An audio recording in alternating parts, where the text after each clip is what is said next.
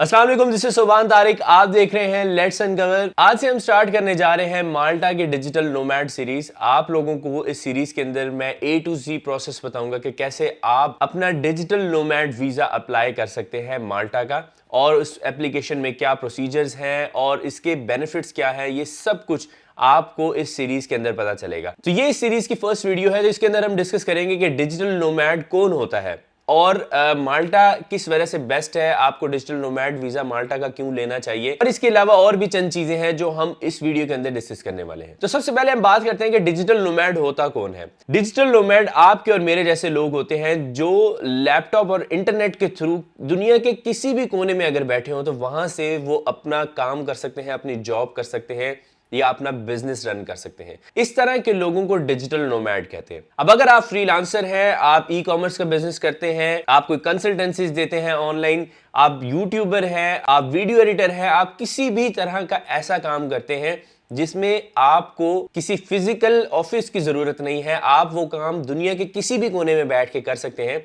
अगर आपका काम इस तरह का है तो आप डिजिटल नोमैड हैं। तो अगर मैं आपको अपनी एग्जांपल दूं तो मैं एक डिजिटल नोमैड हूं और मैं अपना काम किसी भी जगह से, दुनिया के किसी भी कोने से परफॉर्म कर सकता हूं। जस्ट मुझे एक लैपटॉप और इंटरनेट की जरूरत है। अब जैसे आप देख सकते हैं कि मैं इस टाइम पर दुबई के एक होटल में मौजूद हूं पिछले 2 हफ्तों से। अगर आपने मेरी प्रीवियस वीडियो देखी हो जिसके अंदर मैंने आपको बताया था कि मैं क्यों दुबई में आया हूं, तो उससे आपको आइडिया हो जाएगा। तो अब देखें, दुनिया बहुत ज्यादा इवॉल्व हो रही है और कंट्रीज को पता चल रहा है कि लोग रिमोटली किसी भी जगह से बैठ के काम कर सकते हैं।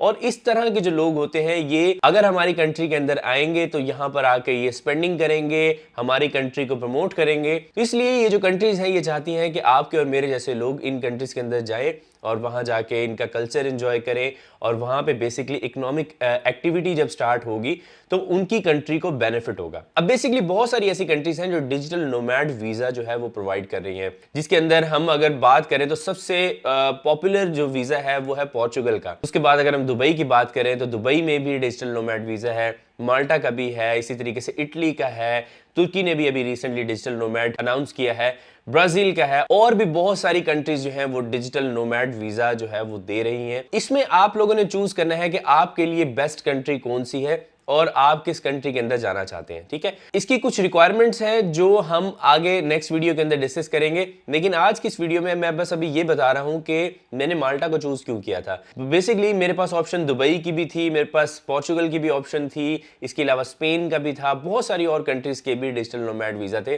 लेकिन मैंने माल्टा इस वजह से चूज किया था क्योंकि माल्टा का प्रोसीजर बहुत ज्यादा ईजी है, ईजी और सिंपल प्रोसीजर है।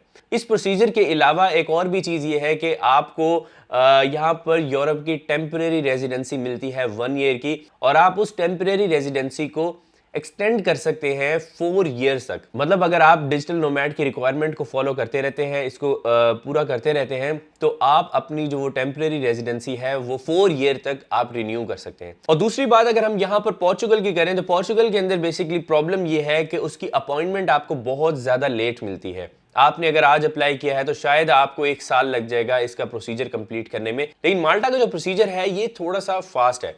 लेकिन इसमें एक बड़ी रिक्वायरमेंट यह है कि आपने जब अपॉइंटमेंट लेनी है, अपने डॉक्यूमेंट सबमिशन करनी है, पासपोर्ट देना है, तो वो आपको यूएई का जो वीएफएस है, वीएफएस ग्लोबल, यहां पर आके डॉक्यूमेंट्स देने पड़ेंगे, क्योंकि पाकिस्तान वाला जो वीएफएस है वो माल्टा को डील नहीं करता और माल्टा की एम्बेसी भी नहीं है पाकिस्तान में। तो इसीलिए आपको वीएफएस में यहां पर यूएई में आना पड़ता है, जिस वजह से मैं यहां पर आया हुआ हूं। और इसके अलावा अगर मैं आपको बताऊं कि बहुत से लोग यूरोप जाना चाहते हैं और लोग करोड़ों रुपए स्पेंड कर रहे होते हैं यूरोप जाने के लिए, लेकिन मैं आपको बता सकता हूं कि इस तरीके से, डिजिटल नोमैड के तरीके से, आपके बहुत कम पैसे लगेंगे, करोड़ों तो नहीं लगेंगे, और इस पाथ के थ्रू आपको टेम्परेरी रेजिडेंसी मिलती है। देखें, बहुत से लोग विजिट वीजा के लिए ही इतने पैसे स्पेंड करते हैं और वहां पे जाके अगर वो सेटलमेंट की कोशिश करते हैं या वहां पे रहने की कोशिश करते हैं तो वो उनका स्टेटस जो है वो विजिटर वीजा का होता है और उनके लिए बहुत ज्यादा प्रॉब्लम्स हो जाती हैं। लेकिन आप जब जाएंगे तो आपका जो स्टेटस होगा वहां पे टेम्परेरी रेजिडेंट का होगा, और आप उस कार्ड के थ्रू पूरे शेंजन के अंदर ट्रैवल कर सकते हैं, पूरे यूरोप के अंदर ट्रैवल कर सकते हैं, और जब चाहे आप पाकिस्तान वापस आ सकते हैं और पाकिस्तान से दोबारा यूरोप के अंदर जब मर्जी ट्रैवल कर सकते हैं। तो ये एक बहुत ही इंटरेस्टिंग चीज है। अगर आपका शौक है ट्रैवलिंग करना, अगर आपका शौक है किसी और कंट्री को एक्सप्लोर करना, वहां पे जाके बिजनेस अपॉर्चुनिटीज देखना, तो ये वीजा जो है ये आपके लिए बहुत ही हेल्पफुल रहेगा। तो अब अगर मैं आपको अपना बताऊं कि मैंने क्यों माल्टा का डिजिटल नोमैड अप्लाई किया था, तो बेसिकली इसके पीछे सिर्फ यही रीजन थी कि मैं इस चीज को, इस प्रोसीजर को एक्सप्लोर करना चाह रहा था कि ये काम कैसे होगा और इसके बेनिफिट्स क्या हैं, और अगर मुझे टेम्परेरी रेजिडेंसी मिलती है तो वहां पर मुझे क्या बेनिफिट्स मिलेंगे। पर्सनली मैं पाकिस्तान को छोड़ के नहीं जाना चाहता, ये मैंने पहले भी बताया था, ये मैं अब भी बताना चाहता हूं कि मैं पर्सनली पाकिस्तान को छोड़ के नहीं जाना चाहता।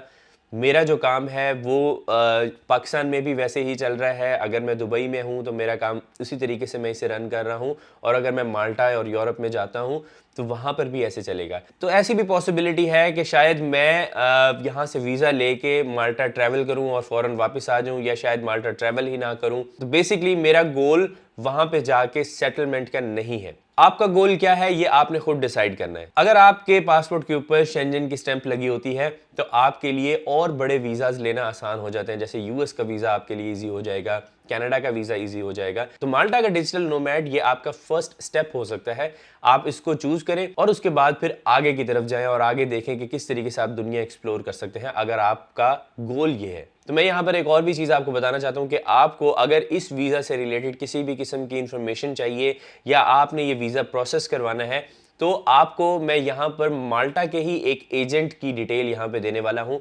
इस कंपनी का नाम है act.com.mt। इनका ईमेल एड्रेस और इनकी वेबसाइट का लिंक मैं दे रहा हूँ डिस्क्रिप्शन के अंदर। तो मैंने पर्सनली इन लोगों को कहा था कि मेरा वीजा अप्लाई करें, क्योंकि मैं और बहुत सारी चीज़ों के ऊपर फोकस कर रहा था, तो मेरे पास इतना टाइम नहीं था, और इस कंपनी ने मेरे लिए सारा प्रोसीजर कंप्लीट करवाया। मैंने जस्ट डॉक्यूमेंटेशन, अपनी कुछ इन्फॉर्मेशन वगैरह दी थी, उसके बाद ये सारा कुछ इन्होंने ही किया है। लेकिन अब ऐसा नहीं है कि आप खुद अप्लाई नहीं कर सकते, मैं आपको पूरा प्रोसीजर बताऊंगा, उसके बाद आपकी मर्जी है, आप खुद इसको करना चाहते हैं तो खुद कर सकते हैं या फिर इनसे कॉन्टेक्ट कर सकते हैं।